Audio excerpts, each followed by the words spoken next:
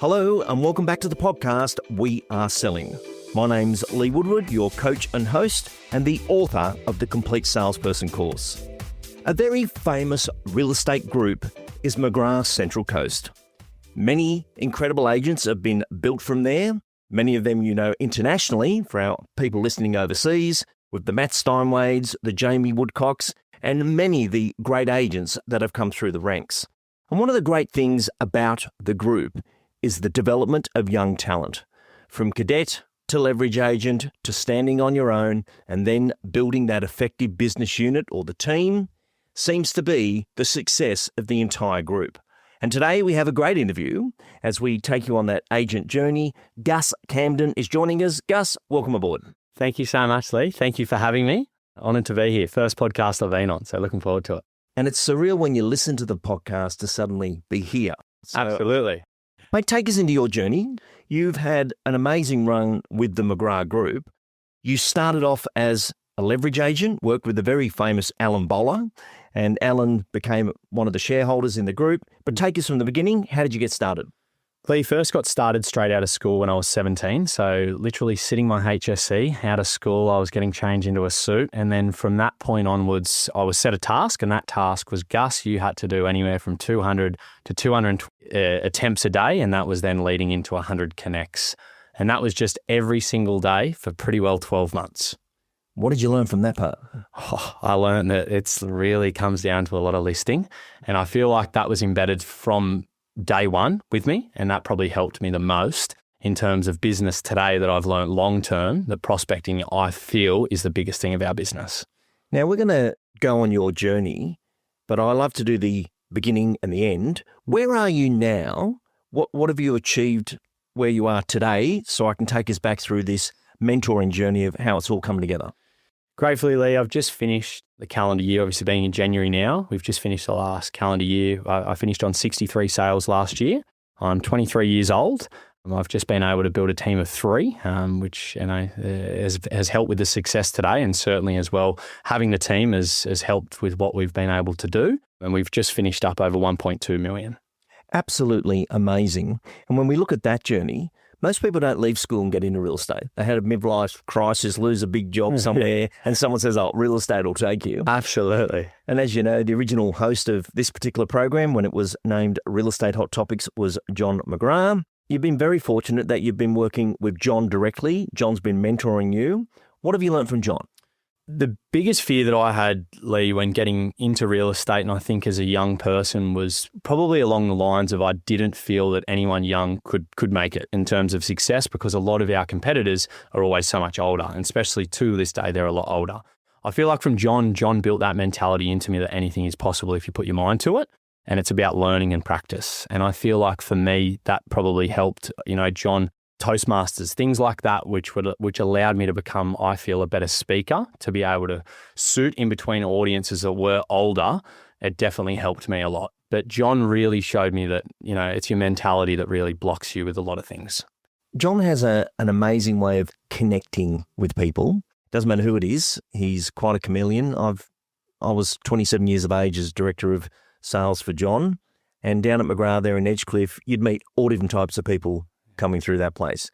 And John was still auctioneering, but I loved his ability to adapt to, he could be speaking to the Packer family, or he could be auctioning for someone who was right down on their luck, but he had this incredible chameleon style. And for everyone who's listened to John's voice over the years, probably one of the best pausing, talking, professional voices in a soothing way. And I say that because his tonality and pace, and I've listened to his voice 1,000 times because I do the edits on the audio, are absolutely amazing. And that tone and tempo, I see it in you because you're very good at the coachable moment. Tell me what I need to say, what I need to do. What else did you learn from John? The main things that I've pointed up is creating a plan, structure daily. I feel like John taught me a lot in terms of an agent. When I first went out on my own, Lee, a big part of everything was I feel like I was everywhere. And I think as an agent, it's quite easy for us to take the call, take the buyer call, do whatever. And John had to create a daily structure with me. And that I feel like today, to go through the daily structure that I was able to create with him, was 9 to 11 non-negotiably every single day. That's my prospecting time. That's my 30 connects, and that hasn't changed Only difference that's changed is the number of connects. So in relation to that as well, my afternoons is spent in listing presentations, market appraisals, and I feel like that was never embedded to me from the start. And that's something that John helped me a lot with, was structure. Because again, I feel like a lot of agents and myself just ran. This is such a good coachable moment. If you're going to have no plan to your week, everyone's at you, you lose so much time because you're not protecting time. One thing John's taught you there is there's patterns to a week. So in the mornings, this is what it looks like. In the afternoons, that's what it looks like. In a great week, it looks like this. When I was with John had to run the company as well as list and sell real estate. So he would only present Tuesday, Wednesday, Thursdays. But on those days, he suited up, shoes were clean, the appointments were all set, he didn't come back to the office, and he had that routine.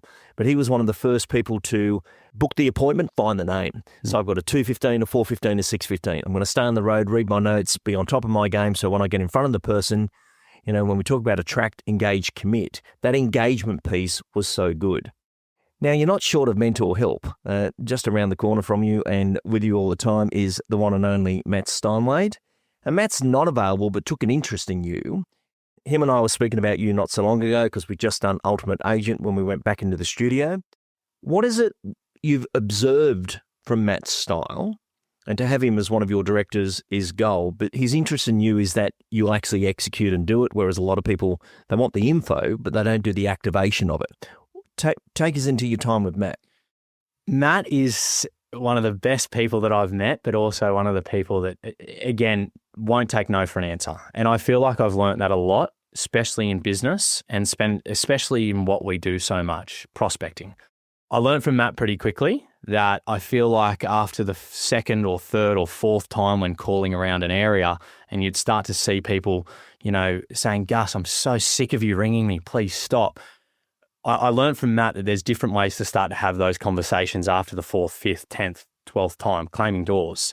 So I feel like as well, the one thing that I've observed from Matt as well is, the one thing that I've learned so much from Matt is creating a prospecting plan. You've got to know when you're going into an area. And for me, going into an area in one of my patches, we had 8% market share. Gratefully today, I'm the number one agent within that area, but I feel like that I don't want to use the word luck because it certainly, I had to create a plan and certainly go at that plan. Matt's phenomenal at marketing in terms of letters, and still to this day, I try and look for wow moments. And Matt is one, like, the lemon story. I'm sure that people have heard about that lemon story, but it's been told multiple times. I think I try and always make sure if someone brings something up, whether that's, kids needing help with schooling options and things like that, go above and beyond because people remember that. It's interesting. A lot of people who haven't worked with Matt or know Matt wouldn't know that Matt's quite traditional. And when we did the original Matt Steinwede system, he got you to follow that same sequence, whereas a lot of people say, no, I can do it digital, I can do it this. Take us into the prospecting plan that you've laid out to claim the doors. That's what I love about Matt. It's the basics. So for me, I outlined every single street within my patch, and basically every single day I print off from the top to bottom and I just put a line through them to be able to know when I go through my streets. But at the start, when I was going into that area, I outlined the best 1,000 homes. And Matt, I remember, sat in front of me and crossed every single line through what I was trying to say. I had 3,000, 4,000 homes. And he said, it's not serviceable. You need to break it down to a smaller area to become a household name to then expand that into other areas. And it's literally what has happened to this day, but it's all been such a great learning curve as well. And that area is Coolewong, Tascott and Point Clare. Beautiful. What's the average sale price in that area, just for our international listener? Yeah, we're looking at about $1 million, $1,080,000. And what does that get you? $22,000. The type of property that you get for $1 million? The type of property is your 4-bedroom, single level. If you're going 2 stories, you're sitting up towards that 1.2, 1.3 plus. Something with a water view around Tascott area, you're looking north of 1.5 to 2 million. And then any waterfronts around my area, we've just transacted one for 3.97. So there's a bit of a mix between my areas, which I love, but again, very limited stock in all particular areas. So 464 homes in Coolewong. We've got 747 in Tascott and 1,561 in Point Clare. And across those areas, again, there's not a lot of turnover. So This is really good, that especially for our younger listeners, about taking the time to get the foundations right. And Matt's big on his foundations. It's the train tracks. It's how you get to the next part. So you went in, 1,000, claimed those doors, picked the ones that they're going to be. What was the sequence of communication from that point? It was rotating between my lists. So previously, before today, I'd love to say I would love to prospect all day, but that's not doable. And I find as well, once you start to get busy, you need to be doing appointments. That's how we win business. But at the start, I was really 50 to 60 connects minimum while doing some appraisals of an afternoon, but mainly it was generating the business and owning my time. If someone still calls me today a lot of the time and says, Gus, I need to be there at 9 a.m., I will say, look, unfortunately, I've got an appointment. I pretend like, well, I don't pretend, but my listing, I pretend that I have a $5 million waterfront between 9 and 11 every single day. If someone tries to move that, you got really no chance.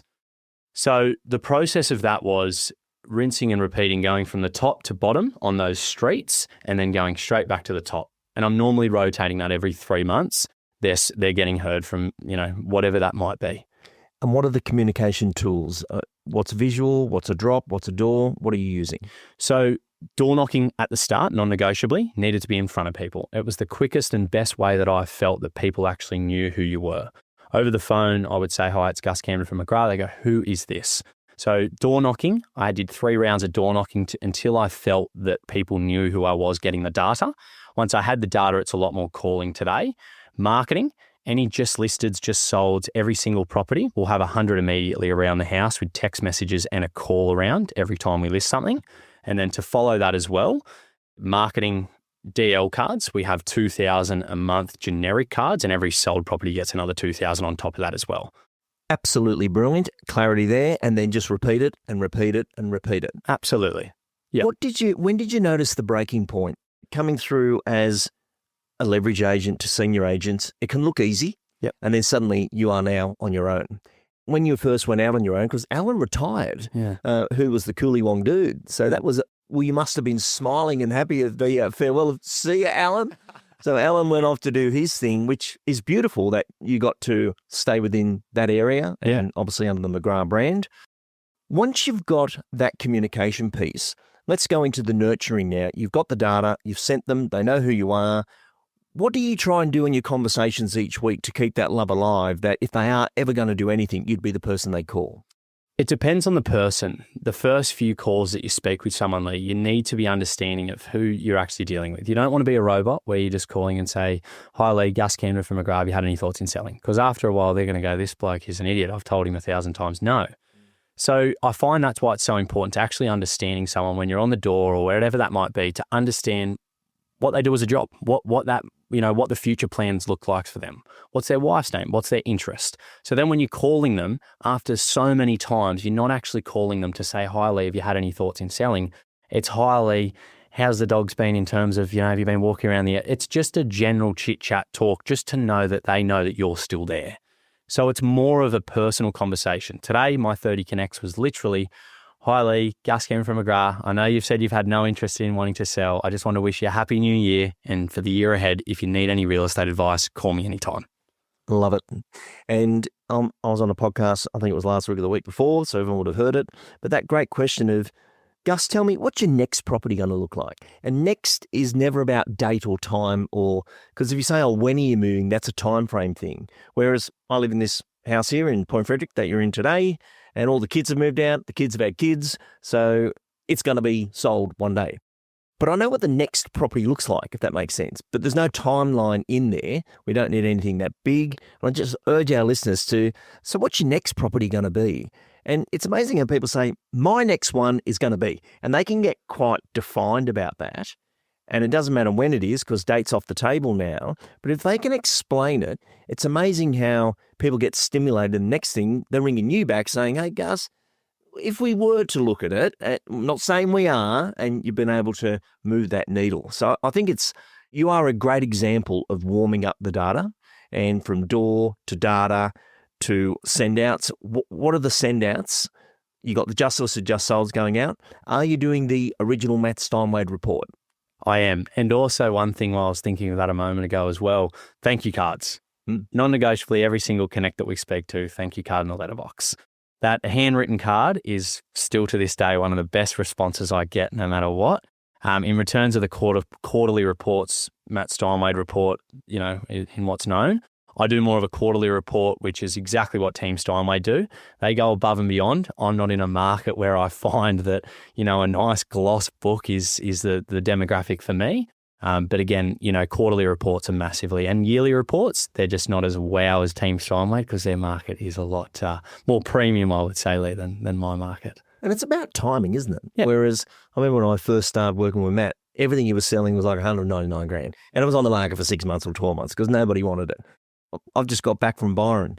My first time training in Byron for Chris Hanley, all I did was price reduction training. Whereas today, everything's gone up 3 million and it goes so fast. So everything's about timing, but the area you're in will go through that transition. Take us into your best lessons, and I'll give this question some context. At 23 years of age, they are enormous numbers you are doing. Thanks, Lee. And you're now leading 2 others. Tell us about the 2 on the team.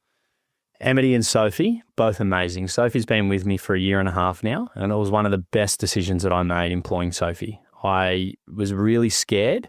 Again, I didn't have anything to lose at the time in terms of mortgages and things like that, but I feel I was really worried that could I cover her expense? And to this day, that was one thing that I feel accelerated hugely. So Sophie's role within the team is now my buyer's agent. She's just progressed from an admin CSM role. So again, Sophie's doing a phenomenal job, but being able to work a lot more closely with people within our community as well to help a lot more owners as well, that when we're listing properties, it's more, we're on the ball. And I find service has become a huge thing, is why Amity's role has been so important. So things like our WhatsApp group chats, every single owner gets a WhatsApp group chat created, and there's constant updates in there. We're a Tuesday today. We know the process. Every owner gets a vendor report today, followed by the realestate.com insights, the domain insights, the social media insights to be able to do that as well. So the girls' role in the team, everyone's clear with their lanes, with knowing what to do. I find that that's something, again, from Matt, Jamie, John, creating lanes to know where the team is, because I notice a lot of agents, not bagging that, but I notice people don't outline what roles people are actually doing. I find that's been a huge help to our team, that everyone gets in every day. There's no confusion. Everyone knows what's going on.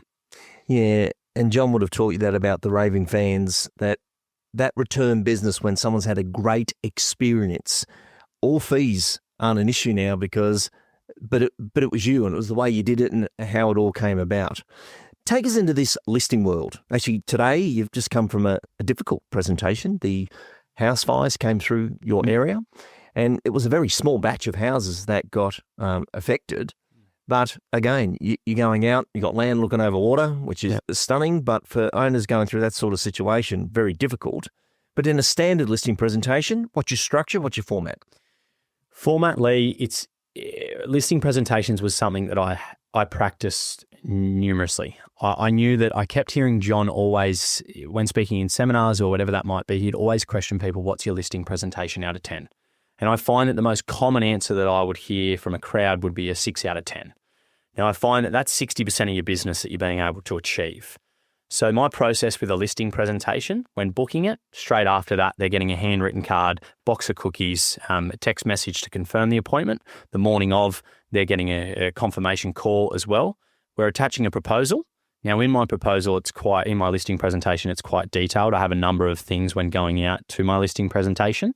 I picture myself, and I heard John say this one time, not in this exact context, but he compared it to a builder. A builder wouldn't turn up to a job site without his toolbox. So I find for me, I might take everything, but I may not use everything. And I find that it's always been very helpful. So again, my listing presentation is quite detailed, but I find people spend more time asking more questions when they're buying a car. And I want to make sure as well that when they're selling their largest asset for a lot of the time, they know exactly what they're getting themselves into in terms of marketing, commissions, all that sort of stuff as well. And what's some of the tools in the toolbox? Tools in the toolbox, if I look at that, I've got, again, I take a clipboard with all notes on that clipboard as well to be able to go through the property in detail. I have a case study sheet between all our properties in terms of what they've been able to spend in terms of marketing. I also look at, again, all our insights compared as an agency as well against others. So again, genuine statistics, my days on market compared to other agents within my area, sale prices, recent sales, there's a list of different things amongst that. But I find the case study, I have an A3 booklet that I got from Trevor Hamilton, and it's, probably one thing that you've created with him, Lee, but it's been an amazing asset because it's very visual in a listing presentation.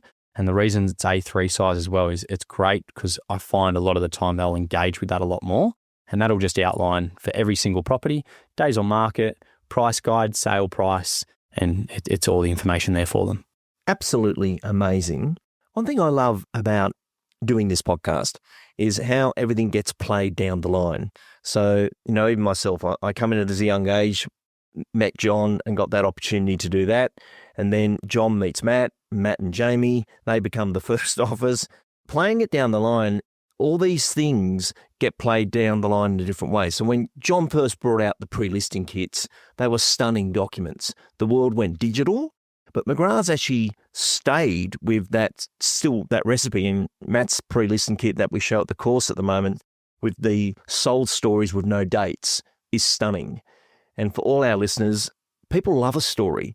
And on this particular property, this is what happened. But I think one mistake that we see out there, Gus, is agents say, oh, yeah, we sold that, it was easy. Versus that technique of, yeah, we sold that one, but great result, but bit of a fake read. Oh, what do you mean? Well, behind the scenes, this happened. And we had to boost the marketing to attract the right person.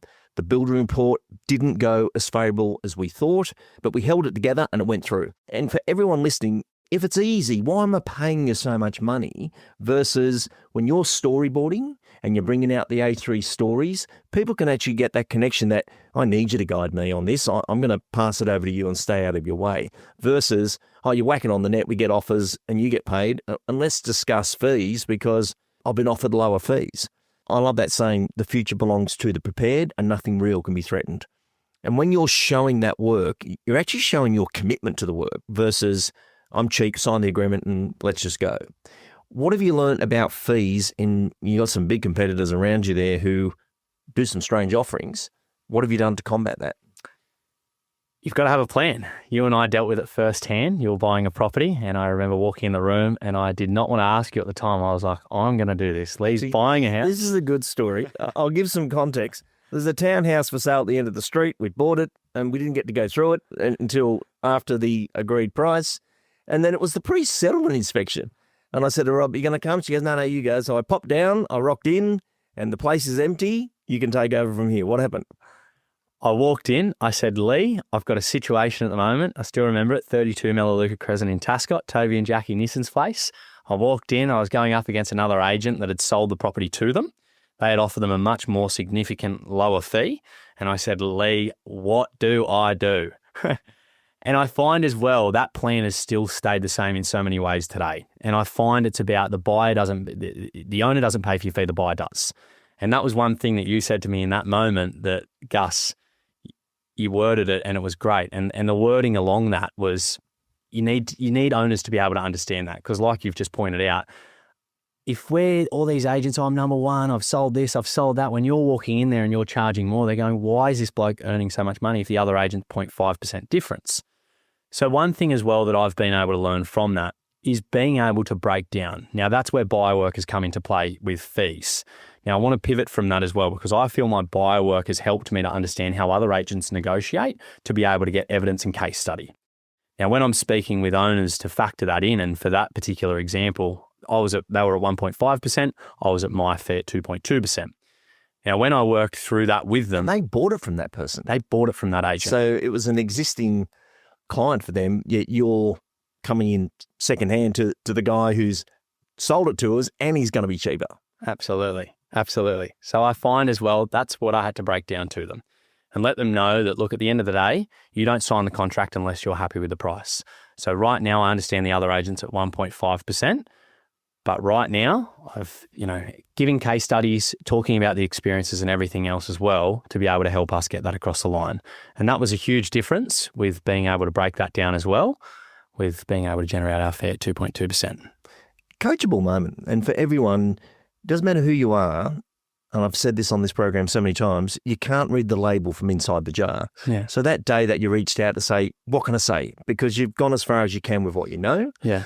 And just for our listener, the approach and strategy was to firstly, the owner's not looking for a cheaper fee. They're looking for justification of why they're okay to engage Gus. And there's such a difference in that. If someone just wants something cheap, that's very different to give me more information because I really like you, Gus, which is exactly, and I remember saying to you on the day, tell me what they said. And you mentioned what they said. And I said, yeah, no, you're in with a chance with this one because if it was about the dollars, they wouldn't even be telling you. Yeah. And John was great at this. People say to John, someone's offered me 1.5%, would you match it? And John would say, thanks for bringing this up. You must be very close to making a decision to going ahead with McGrath. Do you mind if I ask why you haven't appointed them? Which is a really interesting question. If someone's saying to you, this other deal's so good, why would they be telling you? They would have signed the agreement and the call you'd be getting is, hey, Gus, thanks very much, but we've gone with 1.5. But that was the standout, was the fact that she kept coming back to you.